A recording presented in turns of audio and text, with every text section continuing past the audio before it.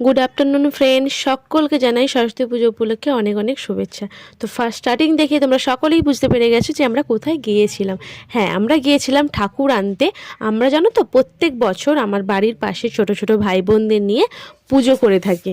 তো এবছরও তা অন্যথা না করে আমরা সকলে মিলে পুজো করব বলে ঠাকুর আনতে গিয়েছিলাম। তো দেখো, এখানে দোকানে গিয়ে আমরা দাম করছিলাম কোনটার কি দাম। তো আমরা প্রত্যেকটা ঠাকুর খুব সুন্দর লাগছিল, প্রত্যেকটা ঠাকুর পছন্দ হয়েছিল। তো ফাইনালি আমাদের এই ঠাকুরটা পছন্দ হলো, এই ঠাকুরটা নিয়েও নিলাম। তো প্রত্যেকটা ঠাকুর তো জানো খুবই সুন্দর, কিন্তু একটা বাজেটের তো ব্যাপার থাকে। তার আমাদের যেহেতু আমরা ভাই বোনরা মিলে পুজো করছি, তাই এটা আমাদের বাজেটের মধ্যে হয়েছিল, তাই এটা আমরা নিয়ে চলে এলাম। দেখতে দেখতে বাড়ি চলে এলাম, তারপরে ঠাকুরটিকে ঠাকুরের আসনে বসিয়ে দিলাম। তো জানো তো বন্ধুরা, আমরা প্রত্যেক বছর আমাদের বাড়ির বাইরে প্যান্ডেল করে পুজো করি। মেঘের অবস্থা দেখে এবারে ভাবলাম যে চলো আমরা সবাই মিলে বাড়ির ভেতরেই পুজো করি।